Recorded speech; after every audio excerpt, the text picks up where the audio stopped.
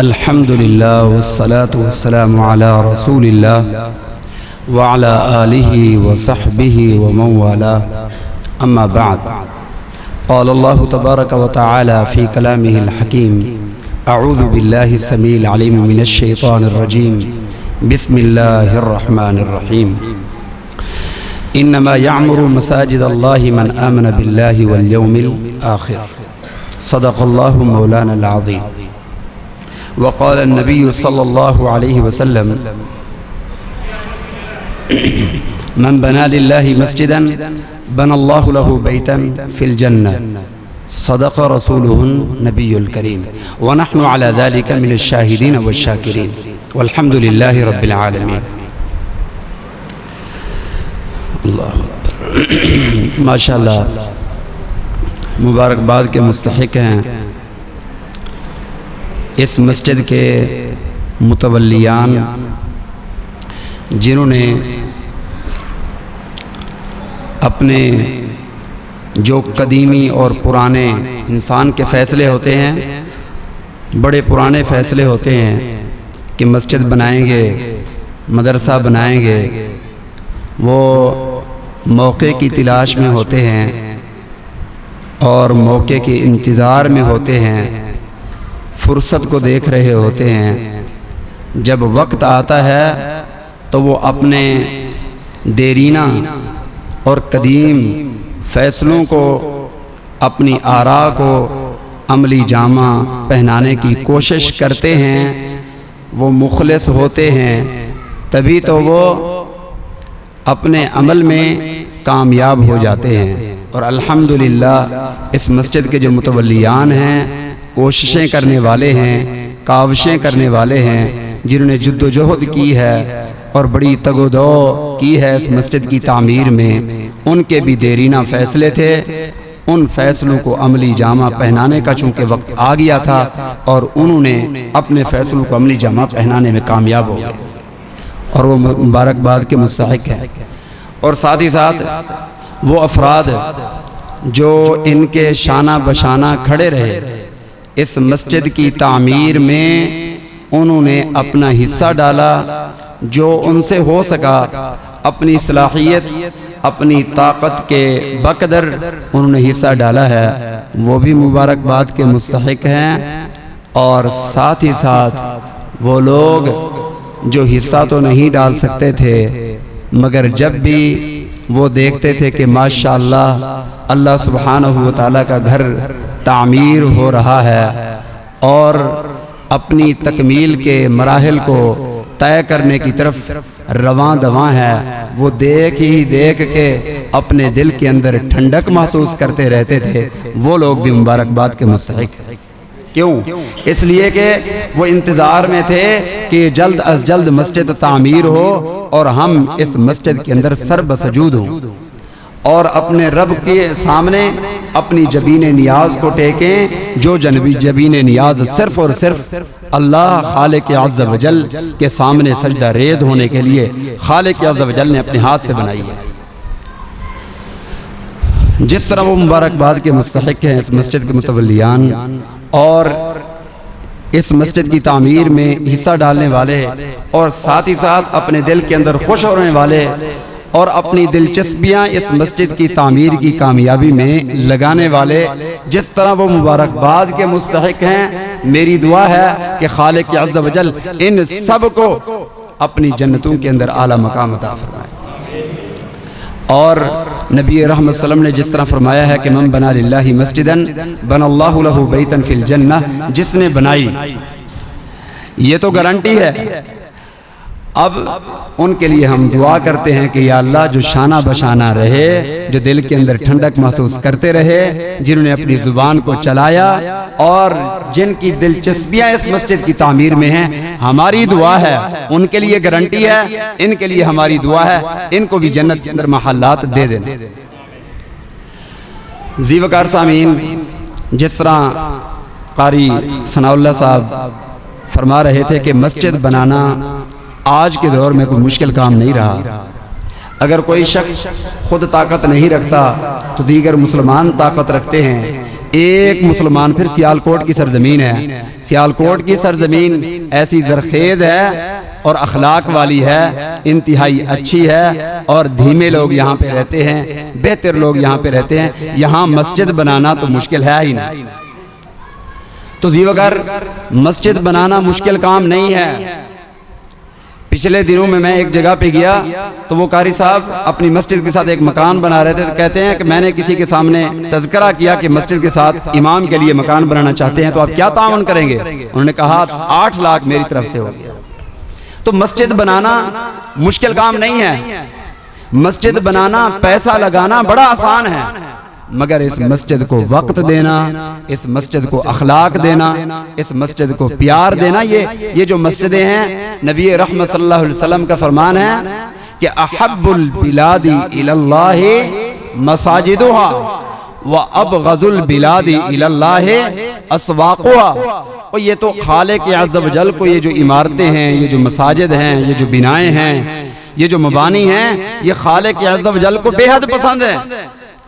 جو بے حد گھرانے پسند ہیں، ہم ان گھرانوں کے اندر اخلاق سے پیش آئیں، پیار سے پیش آئیں، محبت سے پیش آئیں، الفت سے پیش آئیں۔ یہ پیار، یہ محبت ان مساجد کی رونقوں کو دوبالا کرتا ہے۔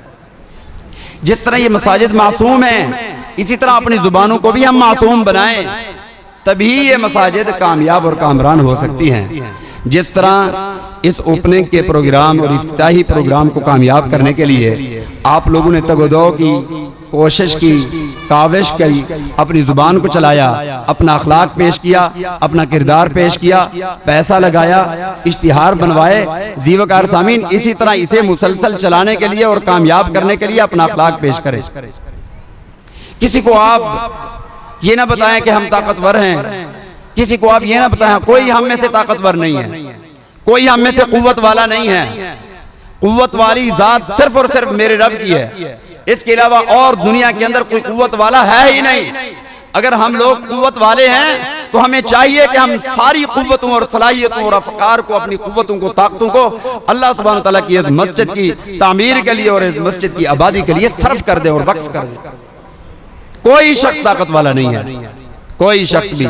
اس لیے اے لوگوں، جو اپنے ہیں ان کو کیا منانا ہے؟ جو روٹھے ہوئے ہیں اخلاق سے انہیں مناؤ، جو روٹھے ہوتے ہیں انہیں مناؤ، اپنے اخلاق سے ان کے دلوں کو موم کرو۔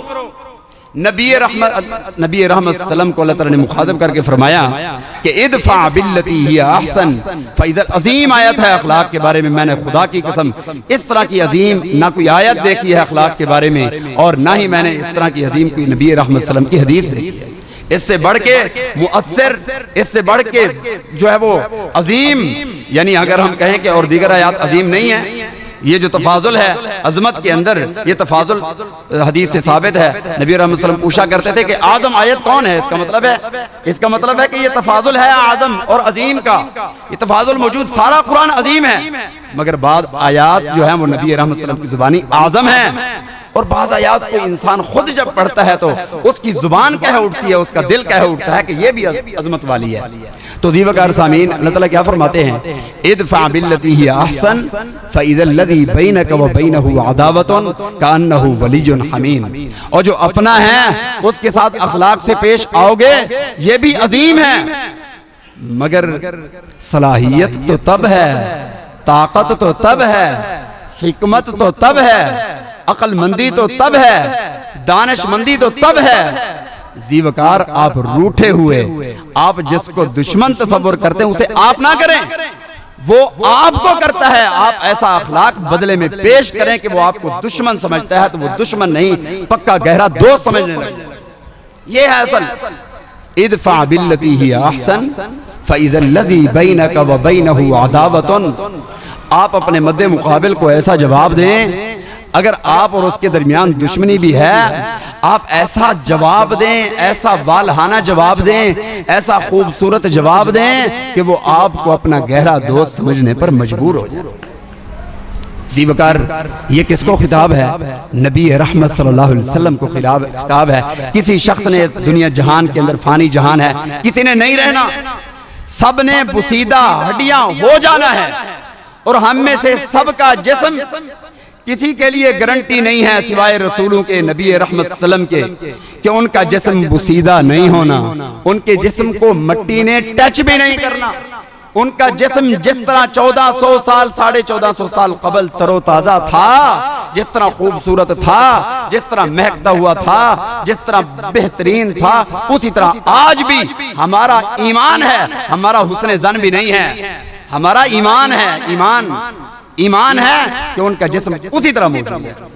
تو ذی وقار سامعین، ہم میں سے کسی کے پاس گارنٹی نہیں ہے، دعا ہی کر سکتے ہیں اپنے لیے۔ تو باقی یہ ہے، یہی ہے کہ بوسیدہ ہڈیاں ہی ہو جانا ہے، تجربہ ہی ہمیں یہی ہوا ہے۔ تو ذی وقار سب نے بوسیدہ ہڈیاں ہو جانا ہے، کسی کا نام یہاں پہ نہیں رہنا، اس لیے کوئی ضرورت نہیں ہے۔ آپ اس مسجد کو آباد کرنا چاہتے ہیں تو اس کا آغاز اسلام سے کریں، اس کا آغاز اخلاق سے کریں، اس کا آغاز الفت سے کریں۔ یہ مسجد کے آداب میں سے پہلا ادب ہے۔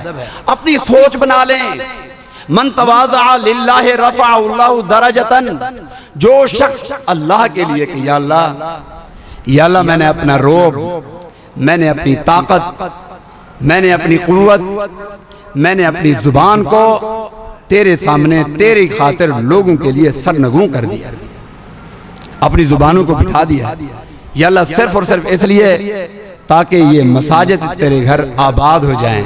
تو ذی وقار سامعین، کئی مساجد ہم نے دیکھی ہیں، کئی مدارس بھی ہم نے دیکھے ہیں، بعض مساجد کے اندر جو بنانے والے ہوتے ہیں وہ سوٹا لے کر کھڑے ہو جاتے ہیں، اور بعض مساجد والے ایسے ہوتے ہیں ان کی مسجدیں آباد ہوتی ہیں، سارے لوگ ان کی مساجد کے اندر رخ کرنے کی کوشش کرتے ہیں۔ اگر وہ دوسرے مسالک والے بھی ہوتے ہیں، ان کی مسجد کے اندر ایسا معاملہ ہو تو وہ کہتے ہیں نہیں جی ہم وہاں پہ نہیں پڑھتے کیونکہ بد اخلاقی سے پیش آتے ہیں، اس لیے وہاں پڑھنا گوارا نہیں کرتے، ہم وہاں پہ پڑھتے ہیں جہاں پہ ہمیں اخلاق ملتا ہے۔ چھوڑ دیتے ہیں، دوسروں کی مسجدوں کو اپناتے ہیں۔ وجہ کیا ہے کہ اپنوں کو چھوڑ کر؟ اغیار نہیں ہے ہم میں سے کوئی، ہم سب مومن ہیں، ہم سب مسلمان ہیں، نبی رحمت صلی اللہ علیہ وسلم کے پیروکار ہیں۔ اللہ کے فضل و کرم سے اپنے اپنے ذہن سے، اپنے اپنی فکر سے، اپنی اپنی سوچ سے ہر شخص نبی کا متبع ہے، پیروکار ہے۔ ہم میں سے ہر شخص کلمہ گو ہے، اغیار ہم نہیں ہیں۔ اغیار تو کافر ہیں، اغیار تو عیسائی ہیں، اغیار تو اہل کتاب ہیں، اور اہل کتاب کے بارے میں بھی یہی کہا ہے کہ جو اقلیت والے ہیں، جو شخص ان کو قتل کرے گا اس کے اوپر لعنت اللہ والملائکۃ والناس اجمعین ہے۔ جو اقلیت میں ہے، ساتھ ہمارے ساتھ رہتا ہے، ہمارے محلے میں نہیں، پاکستان کی سرزمین میں کسی کونے میں بھی وہ رہتا ہے، کوئی بھی شخص اسے قتل کر دے تو اس کے لیے لعنت ہے۔ جو ہماری مسجد کا ہمسایہ ہے اس کے ساتھ ہم بدسلوکی سے پیش آئیں تو ہمارے لیے کیا ہو جو مسلمان ہیں۔ اس لیے ذی وقار سامعین، سب سے پہلا سبق یہ ہے کہ اپنے اخلاق کو بہتر کریں۔ یہ مسجد کے آداب میں سب سے بڑا ادب ہے۔ آپ اخلاق سے پیش آئیں گے، نبی رحمت صلی اللہ علیہ وسلم کی ایک حدیث پاک ہے، انا زعیم، وقت بہت کم ہے، انا زعیم ببیت فی ربض الجنت۔ جو مسجد کے آداب ہیں وہ میں ویسے ہی سنا دوں گا بغیر جو ہے وہ حدیث کو بیان کرنے کے عربی کے اندر، تو یہ میں حدیث سناتا ہوں آپ کو۔ انا زعیم ببیت فی ربض الجنت لمن ترک المراء وان کان محقا۔ یہ دیکھو کیسی عظیم حدیث ہے، انا زعیم۔ اور اللہ کے بندو صرف اس حدیث کو آپ نقطے کو دماغ میں رکھ لیا کریں، آپ کہا کریں کہ ٹھیک ہے یار یہ جھگڑا ضرور ہے مگر میں اس جھگڑے کو بول نہیں لینا چاہتا، کیونکہ میرے سامنے نبی رحمت صلی اللہ علیہ وسلم کا انعام ان کی طرف سے دیا ہوا ضمانت شدہ انعام موجود ہے، میں انعام کو لینا گوارا کرتا ہوں، میں یہاں سینہ تان کے بات کرنا گوارا نہیں کرتا۔ کیا فرمایا؟ انا زعیم ببیت فی ربض الجنت لمن ترک المراء وان کان محقا۔ اس شخص کے لیے میں محمد ضمانت دیتا ہوں جنت کے آس پاس میں بہت بڑے محل کی۔ کون؟ جو شخص حق پر ہے، جھگڑا کرنا چاہے کر سکتا ہے، عدالت میں جانا چاہے جا سکتا ہے، گریبان پکڑنا چاہے شاید کہ پکڑ سکتا ہے، کیونکہ حق پر جو ہوا۔ لا یحب اللہ الجہر بالسوء الا من ظلم۔ کوئی شخص اپنی زبان سے کسی کو برا بھلا نہیں کہہ سکتا مگر جو مظلوم ہے اسے باپ روکے نہیں روک سکتا، اللہ نے بھی نہیں روکا۔ ٹھیک ہے تیری زبان سے جو آتا ہے کر، لیکن اگر صبر کر لے تو یہ تیرے لیے بہتر ہے، بہتری کو اپنایا جائے۔ تو ذی وقار سامعین کیا فرمایا؟ جو شخص جھگڑے کو چھوڑ دیتا ہے اگرچہ وہ حق پر ہے، پھر بھی وہ کہتا ہے کہ نہیں میں اس جھگڑے کے اندر نہیں آنا چاہتا، کیوں؟ اس لیے کہ میری نگاہوں کے سامنے نبی رحمت صلی اللہ علیہ وسلم کی حدیث حدیث ہے، اور نبی رحمت صلی اللہ علیہ وسلم نے جس چیز کی ضمانت دی ہے اس میں سچ ہے۔ سورج ادھر کا ادھر تو ہو سکتا ہے، رات دن میں اور دن رات میں تبدیل تو ہو سکتا ہے۔ زیوکار سامعین، نبی رحمت صلی اللہ علیہ وسلم کے قول و قرار کے اندر کسی قسم کا رد و بدل نہیں ہو سکتا، کمی بیشی نہیں ہو سکتی، شک و شبہ نہیں ہو سکتا۔ یقین والا ہے، صدق والا ہے، علم والا ہے، اس میں کوئی شک نہیں ہے۔ تو اس کی نگاہوں کے سامنے جنت کا محل آتا ہے، وہ کہتا ہے چھوڑو یار ان غلیظ جھگڑوں کو چھوڑو، محل کو اپنا لو۔ جو شخص اپنا لیتا ہے، پیٹ پھیر کے بھاگ جاتا ہے، وہ اس محل کا مستحق ہے۔ میرے سامنے ایک مثال ہے، ایک مسجد کے امام صاحب تھے، خطیب صاحب بھی تھے، بزرگ تھے، تو ان کی کسی کے ساتھ تکرار ہوئی۔ تو جب تکرار ہوئی تو ان کی سائیڈ لینے والوں نے اس کا گریبان پکڑنا چاہا۔ جو ہی گریبان پکڑنا چاہا، اس نے کہا میرا کوئی جھگڑا نہیں ہے، مولوی نے، عالم نے کہا میرا کوئی جھگڑا نہیں ہے، اور وہاں سے اٹھا اور وہاں سے اٹھ کے مسجد کے صحن میں بیٹھتے تو مسجد کے اندر جا کے اس نے دروازے بند کر لیے اور قرآن کریم کی تلاوت شروع کر دی، جھگڑا وہیں پہ ختم ہو گیا۔ یہ ہے جنت کا مستحق فی ربض الجنت۔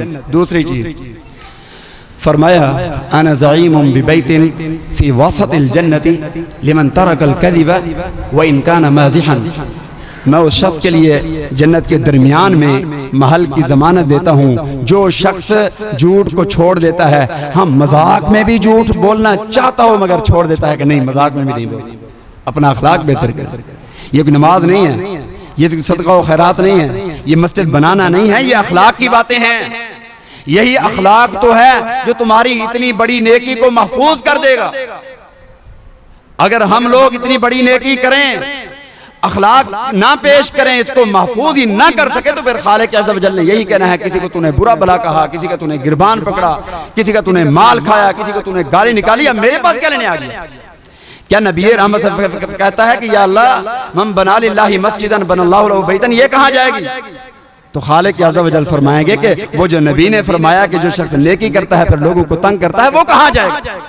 یہ نظر آ گیا اور یہ نظر نہیں آیا۔ افتؤمنون ببعض الکتاب وتکفرون ببعض، ایک کو مان لیا اور دوسرے کو نہیں مانا۔ تو ذیوکار صاحب آخری چیز کیا فرمایا؟ انا زعیم ببیت فی اعلی الجنت لمن حسن خلقہ، اس شخص کے لیے میں جنت کے اوپر بالا خانوں میں ضمانت دیتا ہوں محل کی، جس شخص کا اخلاق بہتر ہوگا۔ اللہ اکبر۔ ایک اور حدیث فرمایا نبی رحمت صلی اللہ علیہ وسلم نے رأس الامر الاسلام وعمودہ الصلاة وذروۃ سنامہ الجہاد وملاک ذلک کلہ اللسان کف علیہ۔ لوگوں، یہ جو ہماری زندگی ہے، یہ جس کا معاملہ ہے وہ اسلام والا ہونا چاہیے، اور اس اسلام کا جو مضبوط ستون ہے وہ نماز ہے۔ نماز کو پڑھیں، اور اگر آپ دنیا کے اندر اپنا جو ہے وہ فخر سے سر بلند کرنا چاہتے ہیں، اپنا لوہا قوت کا منوانا چاہتے ہیں، تو کافروں کے خلاف جہاد کریں۔ کون؟ پرسنل طور پہ نہیں، بلکہ جو حکومت کے ذمہ ہے، یہ حکومتوں کو خطاب ہے۔ جب حکومت کرے گی، وہ جت جائے گی، تو پاکستان کے ہر فرد کا سر فخر سے بلند ہو جائے گا۔ تو آگے کیا فرمایا؟ آگے فرمایا یہ ساری ہیں نیکیاں، یہ ساری ہے بہتری، یہ ساری ہے خیر۔ اس ساری خیر کا کنٹرول ہے زبان، وَمَلَاكُ ذَلِكَ كُلِّهِ، اس کا کنٹرول زبان ہے، کف علیہ۔ اور اس کو ذرا روک کے رکھا کرو اللہ کے بندو۔ تو کیا فرمایا؟ ادفع باللتی ہی احسن فاذا الذی بینک وبینہ عداوۃ کانہ ولی حمیم۔ پھر آگے فرمایا یہ کون لوگ کر سکتے ہیں، یہ بھی فرما دیا، یعنی کہ وہ طریقہ اور کیفیت بھی بتا دی کہ جس کیفیت کو اپنا کے انسان اس آیت کے اوپر، پہلے حصے کے اوپر عمل کر سکتا ہے، وہ طریقہ بھی بتا دیا۔ وہ طریقہ پھر انہی کو حاصل ہوتا ہے جو نصیبے والے ہوتے ہیں۔ جو نصیبے والے نہیں ہوتے وہ بیچارے سینہ تو تانے رکھتے ہیں، وہ بڑے قد کاٹ کے لوگ ہوتے ہیں، ان کی زبان بہتر نہیں ہوتی، ان کا نام مٹ جاتا ہے، ان کی مساجد تباہ و برباد ہو جاتی ہیں، بے آباد ہو جاتی ہیں۔ تو کیا فرمایا؟ وَمَا يُلَقَّاهَا إِلَّا الَّذِينَ صَبَرُوا۔ اگر تم اس آیت کے اوپر عمل کرنا چاہتے ہو تو اس کا صرف ایک ہی طریقہ ہے، وہ ہے صبر کر جاؤ، پی جاؤ غصے کو، پی جاؤ، سب سے عظیم عمل ہے، پی جاؤ اپنے غصے کو، صبر کر جاؤ، پیٹ پھیر جاؤ۔ اور پھر آگے فرمایا اللہ مقام کیا ہے؟ کہا مقام تو پھر یہی ہے کہ وہ بہت بڑا نصیبے والا ہے۔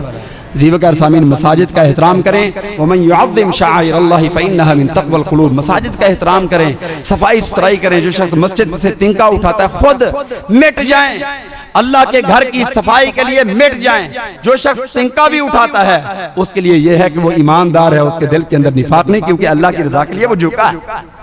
تنکے کو اٹھانے کے لیے وہ جھکا ہے، جو جھک گیا ہے خالق عز و جل نے نبی رحمت صلی اللہ علیہ وسلم فرمایا ہے کہ وہ ایمان والا ہے جو جھک گیا۔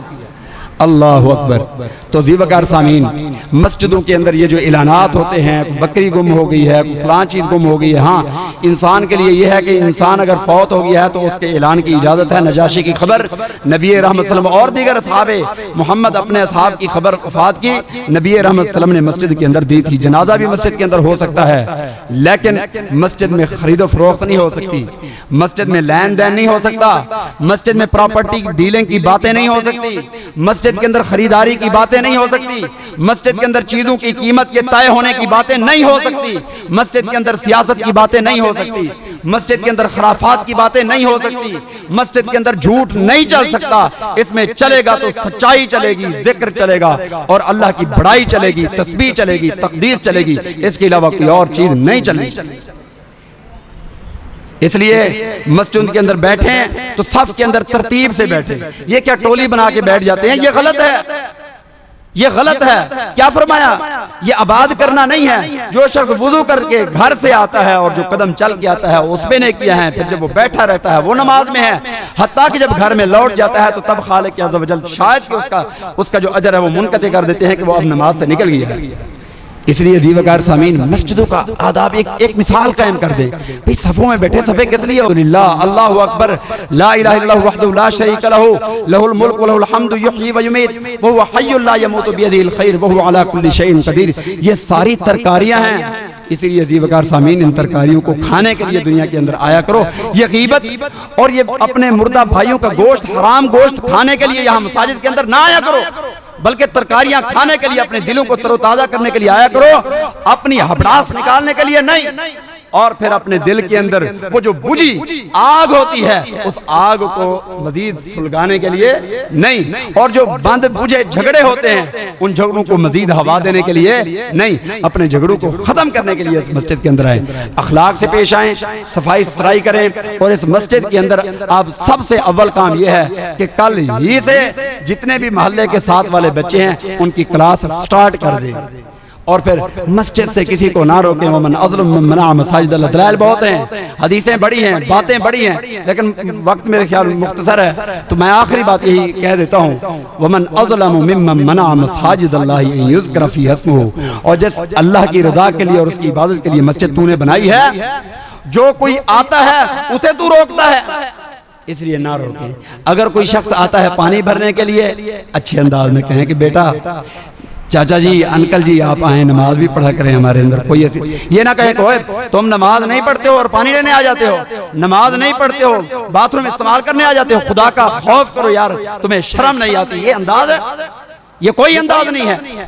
اس لیے نبی رحمت صلی اللہ، آخری حدیث نبی رحمت صلی اللہ علیہ وسلم نے فرمایا، لوگو ان اللہ یعطی علی الرفق ما لا یعطی علی العنف، خالق عز و جل جو کامیابیاں، جو رزق، جو عزت، جو شان، جو عظمت، جو مقام نرمی کی بنیاد پہ دیتا ہے، سختی کی بنیاد پہ۔ یہ ساری چیزیں اگر پہلے سے یہ عزت مقام ہو تو سختی سے چھن جاتا ہے، اور اگر پہلے سے نہ ہو، حاصل کرنا چاہیں تو کبھی حاصل نہیں ہوگا۔ اللہ تعالیٰ سے دعا ہے اللہ سبحانہ وتعالی جو بھی باتیں ہوئی ہیں ان کے اوپر عمل کرنے کی توفیق عنایت فرمائے، اور خالق عز و جل ان کی مسائی کو، متولیان کی، جماعتیوں کی، نمازیوں کی مسائی کو جو ہے قبول و منظور فرمائے، اور اس مسجد کو ایز اے مسجد نہیں بلکہ ایز اے مرکز بنائے، ایز اے مدرسہ، جو جس طرح نازے والے بچے ہوتے ہیں دعائیں پڑھتے سارا کوئی تربیت ہوتی ہے، تو اس طرح کا مدرسہ بنائے۔ وَأَقُولُ قَوْلِي هَذَا وَأَسْتَغْفِرُ اللَّهَ لِي وَلَكُمْ وَلِسَائِرِ الْمُسْلِمِينَ۔